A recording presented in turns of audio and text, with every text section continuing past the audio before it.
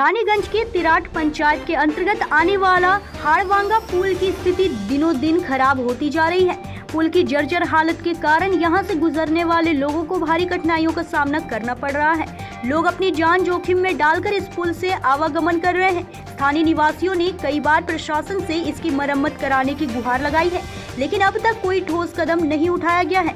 पुल के कई हिस्से में दरारें आ गई हैं और उसके ढांचे की मजबूती भी कमजोर हो गई है। इसके बावजूद लोग मजबूरी में इस पुल से गुजरने को विवश हैं, जिससे बड़ी दुर्घटना की आशंका बढ़ गई है। स्थानीय लोगों ने प्रशासन से जल्द पुल की मरम्मत करवाने की मांग की है, ताकि किसी भी अप्रिय घटना से बचा जा सके।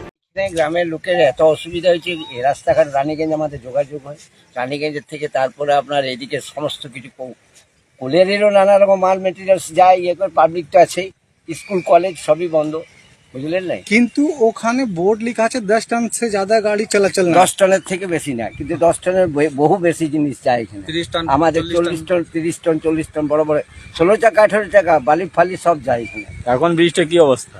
এখন ব্রিজটার অবস্থা এখন আপনার এটা কোম্পানির আমরা কতদিন যে আগে হয়েছে তা জানি না, ব্রিজটা না হওয়া পর্যন্ত আমাদের খুব অসুবিধা। এই এখন কি অবস্থা?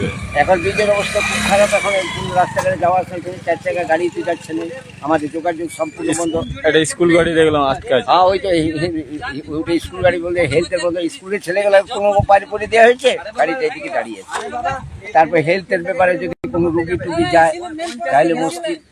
হ্যাঁ, আপনারা যদি এইসব জিনিসগুলো নিয়ে আমাদের একটু তুলে ধরেন তা অবস্থা। স্কুলের ছেলে মেয়েদের যাওয়া আসা, স্কুল সব বন্ধ। তারপরে এই অবস্থা সেই ব্রিটিশের আমলের পোল, আমার এই যে হচ্ছে এইটি হয়নি এখনো। তো এই যে এখন দেখছেন বিপদ নিয়ে অবস্থা, খুব বিপদের অবস্থা, বিপদ নিয়ে যাতায়াত করছে। বিপদ নিয়ে যাতায়াত করছে।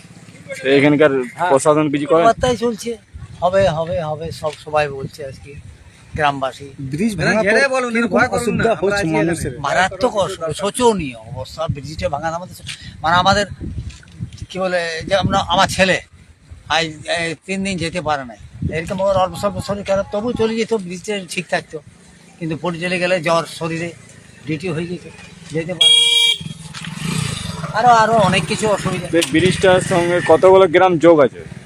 এটা কয়েকটা, মানে তিরাট, সিলোদ, জামালিয়া, হ্যাঁ, হাড়াভাঙা, হ্যাঁ, কোড়াপাড়া, ডহরপাড়া, ডহরপাড়া, বাইদিপাড়া, বেগুনিয়াপাড়া, এগুলো সব পাড়া, মানে সব বাসিন্দা সব এখানকার মেন রাস্তা। এইটাই কি অবস্থা? অবস্থা তো খুব শোচনীয়।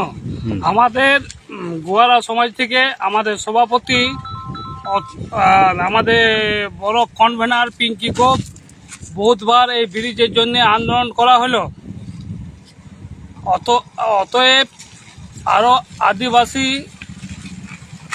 সমস্ত নিয়ে পথে আরেকবার করা হলো, এখনো পর্যন্ত কোনো সুরাহা হয় না। বহুত পিটিশন দেওয়া হলো ডিএমকে, বিডিওকে, এসিএলকে, বহুত দেওয়া হলো। আমাদের রাজ্য সভাপতি গোয়ারা সমাজের এখানে এসে অনেকবার আন্দোলন করা হলো। তা रानीगंज से सत्यनारायण सिंह की रिपोर्ट।